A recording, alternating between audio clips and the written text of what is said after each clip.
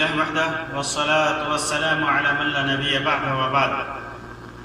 محترم سامعین و ناظرین، دنیا میں انسان مختلف مراحل سے گزرتا ہے.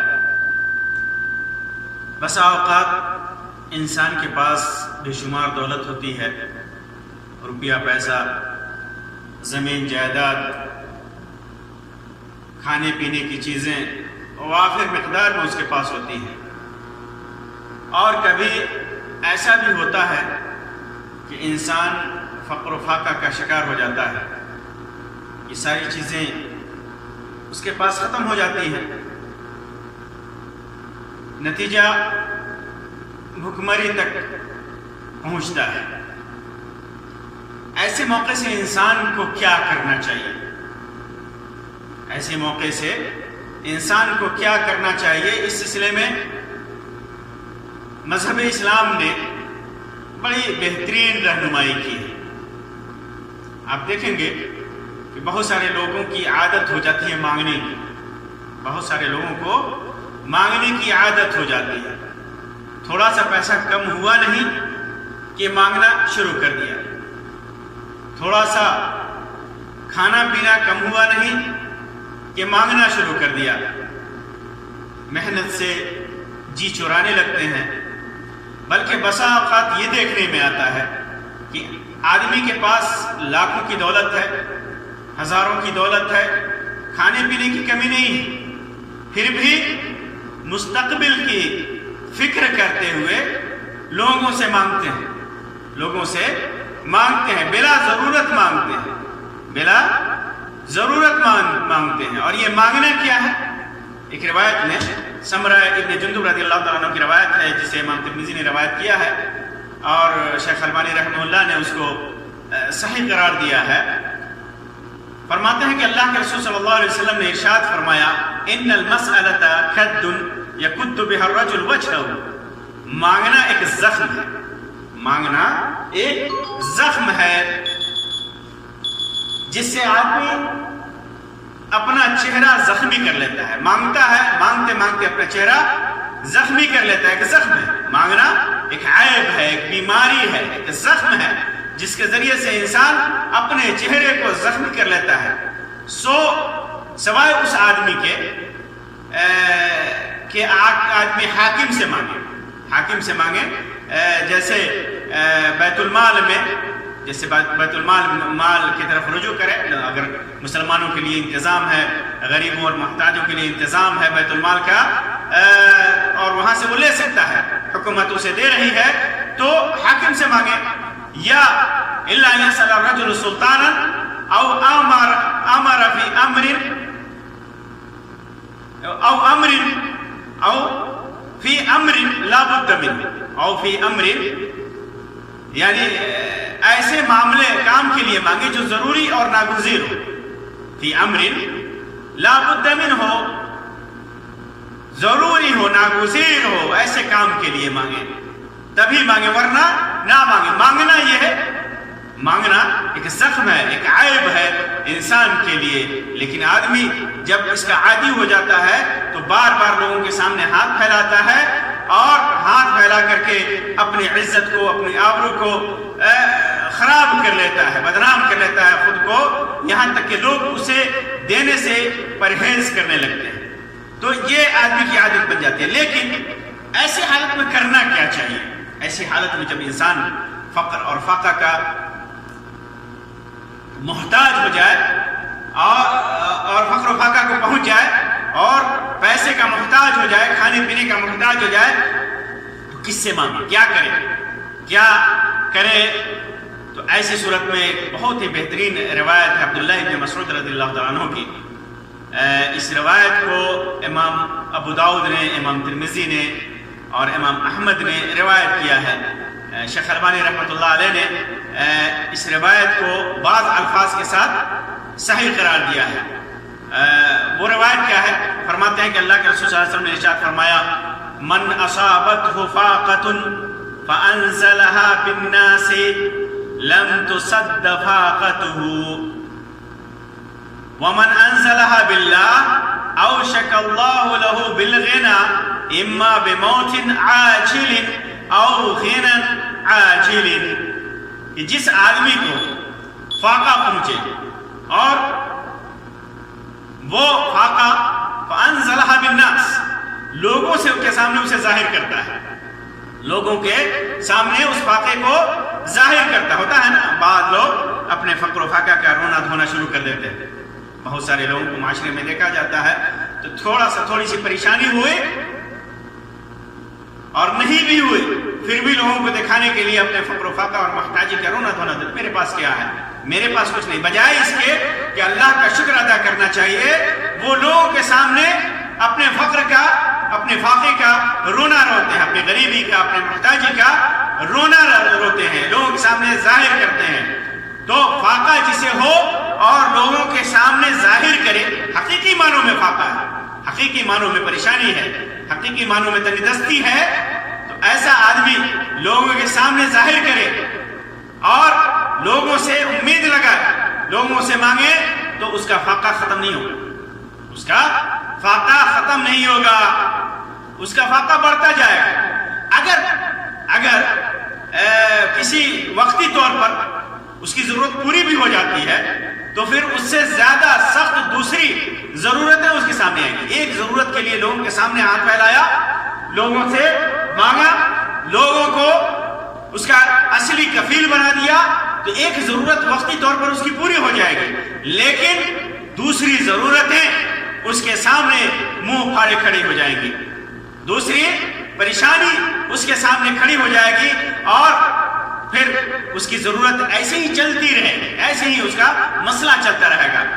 ایک جگہ ہاتھ پھیلائے گا، اس کی ضرورت پوری ہوئی، دوسری جگہ دوسری ضرورت اس کی آ جائے گی، تیسری آ جائے گی، چوتھی آ جائے گی، پوری زندگی اس کی ختم نہیں ہوگی۔ اور ہم معاشرے میں دیکھتے ہیں یہ چیز ملحوظ ہے، دیکھا جاتا ہے معاشرے میں، جو آدمی اپنے فقر کا، اپنے فاقے کا، اپنے محتاجی کا رونا روتا ہے، وقتی طور پر اس کی ضرورت پوری تو ہو جاتی ہے، لیکن ہمیشہ اس کو دوسری ضرورتیں پیش آتی رہتی ہیں، دوسری ضرورتیں ہمیشہ اس کے سامنے منہ بائے کھڑی رہتی ہیں، تو اس کی ضرورت کبھی لم تسد فاقتہ، اللہ کے رسول صلی اللہ علیہ وسلم نے فرمایا کہ اس کی ضرورت کبھی پوری نہیں ہوتی، اس کا پیٹ نہیں بھرتا، اس کا پیٹ نہیں بھرتا، اس کی ضرورت سامنے اس کی رہتی ہے۔ پھر اس کے بعد فرمایا پھر اس کا علاج کیا ہے؟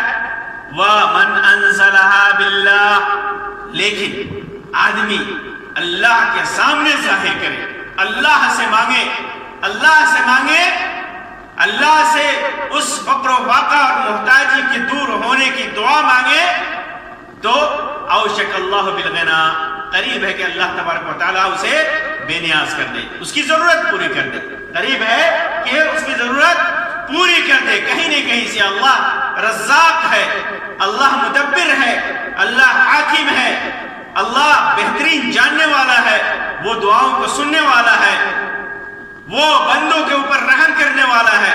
تو جو آدمی صبر کرے اور اللہ سے دعا مانگے، اللہ کو اس کا کفیل بنا دے، تو ہو سکتا ہے اللہ تبارک و تعالیٰ اس کی ضرورت پوری کر دے، یا تو اما بموت عاجل، یا تو اس کی موت جلد آ جائے گی، یا غنى عاجل، یا جلد مالدار اللہ تبارک و تعالیٰ اسے کر دے، جلد یا تو موت آ جائے گی اور اس کی ساری دنیا کی ضرورتیں ختم ہو جائیں گی، یا پھر اللہ تبارک و تعالیٰ جلد ہی اسے مالدار کر دے گا، اس کی ضرورت کو پوری کر دے گا۔ یہ صبر کا نتیجہ ہوتا ہے، وہ صبر کرتا ہے تو وہ صبر کی وجہ سے اس کی ضرورت اللہ تبارک و تعالیٰ پوری کرتا ہے، اس کی ضرورت پوری کرتا ہے۔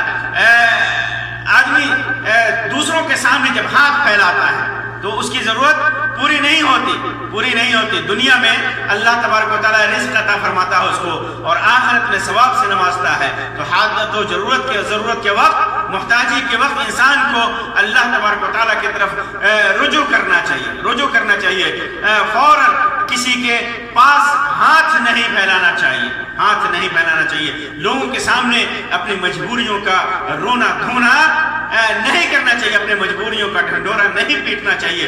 اللہ تبارک و تعالیٰ کے سامنے انسان کو ہاتھ پھیلانا چاہیے، ضرور اللہ تبارک و تعالیٰ اس ضرورت پوری کرے گا۔ اس کا مطلب یہ نہیں ہے کہ انسان حد سے زیادہ مجبور ہے تو وہ دوسروں کا دیا ہوا سامان نہیں لے سکتا ہے، لیکن دوسروں سے جا کر کے دوسروں ہی کو اپنا کفیل بنائے، اللہ کو بھول جائے، اللہ کو چھوڑ دے، دوسروں سے امید لگائے، یہ نہیں ہو سکتا، یہ نہیں کرنا ہے، صرف اللہ تبارک و تعالیٰ کو اپنا کفیل بنائے، اللہ تبارک و تعالیٰ سے دعا کرے، اللہ تبارک و تعالیٰ کے لیے صبر کرے۔ اسی وجہ سے ثوبان رضی اللہ تعالیٰ عنہ کی روایت ہے، جیسا کہ ابو داؤد کے اندر ہے، امام ابو داؤد نے اس کو ذکر کیا ہے، علامہ البانی نے اس کو صحیح قرار دیا ہے۔ ثوبان رضی اللہ تعالیٰ عنہ فرماتے ہیں کہ اللہ کے رسول صلی اللہ علیہ وسلم نے، جو اللہ کے رسول صلی اللہ علیہ وسلم کے غلام تھے، یہ ثوبان رضی اللہ تعالیٰ عنہ کہتے ہیں کہ اللہ کے رسول صلی اللہ علیہ وسلم نے فرمایا، میں یکفل لی اللہ یسأل الناس شیئا وَأَتَكَفَّلُ لَهُ بِالْجَنَّةِ، کون ہے جو مجھے اس بات کی ضمانت دے کہ وہ لوگوں سے کسی چیز کا سوال نہیں کرے گا، لوگوں سے کسی چیز کا سوالی نہیں بنے گا، تو میں اسے جنت کی ضمانت دیتا ہوں۔ جو یہ ضمانت لے، کون ہے تم میں سے جو یہ ضمانت دے کہ وہ لوگوں سے سوال نہیں کرے گا، تو میں اسے جنت کی ضمانت دیتا ہوں، میں اسے جنت کی ضمانت دوں گا۔ تو فرماتے ہیں ثوبان کہ میں نے کہا انا، اللہ کے رسول صلی اللہ علیہ وسلم میں ضمانت دیتا ہوں کہ میں کسی سے سوال نہیں کروں گا۔ فَكَانَ لَا يَسْأَلْ أَحَدًا شَيْئًا، تو ثوبان رضی اللہ تعالیٰ عنہ کسی سے کوئی چیز نہیں مانگتے تھے۔ روایتوں میں آتا ہے کہ جوتے کا تسمہ بھی اگر آدمی کا ٹوٹ جائے تو اللہ سے امید لگائے، ہر چیز اللہ سے مانگے، اللہ کے سامنے روئے، گڑ گڑائے، اللہ تبارک و تعالیٰ ہی سے مانگے، دنیا والوں کو اپنا کفیل نہ بنائے، دنیا والوں سے نہ مانگے۔ مانگنا ہو تو ضروری چیز میں مانگے، اپنی حکومت کے اندر جو حق ہے وہ حق مانگے، اور اس کے علاوہ نہ مانگے۔ تو اللہ تبارک و تعالیٰ سے مانگنا، اللہ تبارک و تعالیٰ سے دل لگانا، یہ غموں کو دور کرنے کے بڑے اسباب میں سے ہے۔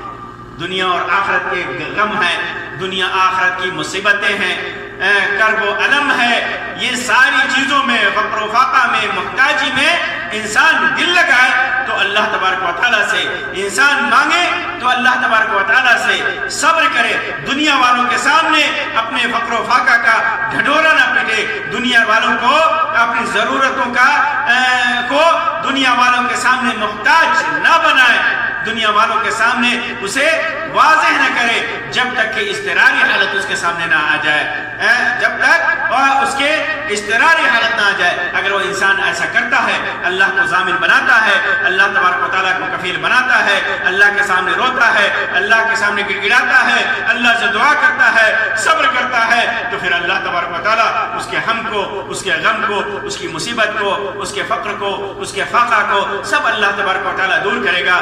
دنیا میں نہیں بھی دور کرے گا تو اس کے صبر کی وجہ سے، اس کی اس عبادت کی وجہ سے اللہ تبارک و تعالیٰ آخرت میں اس کے ساتھ اچھا معاملہ کرے گا، اور اس کے ساتھ بہترین معاملہ کرے گا، اور اپنی رحمت سے نوازے گا، جنت سے نوازے گا، جہنم سے دور کرے گا، اور اس کا صبر کرنا اس کے گناہوں کے لیے اللہ تبارک و تعالیٰ کفارہ بنائے گا۔ اللہ تبارک و تعالیٰ سے دعا ہے کہ اللہ تبارک و تعالیٰ ہمیں وہ صبر دے، ہمیں وہ توکل دے، ہمیں وہ بھروسہ دے کہ ہم اپنی مصیبتوں کو انسان کے سامنے نہ پیش کریں، بلکہ صرف اور صرف اسی کے سامنے پیش کریں، اسی سے مدد طلب کریں۔ اللہ تبارک و تعالیٰ ہمارے تمام اعمال کے اندر، سارے مصیبتوں کے اندر، سارے مصائب کے اندر، ساری پریشانیوں کے اندر، چاہے وہ چھوٹی ہوں بڑی ہوں، اللہ تبارک و تعالیٰ ہمیں توکل اور صبر جیسی عظیم صفات عطا فرمائے۔ آمین یا رب العالمین، وآخر دعوانا ان الحمد للہ رب العالمین، وصلی اللہ علی خیر خلقہ وسلم، والسلام علیکم ورحمۃ اللہ وبرکاتہ۔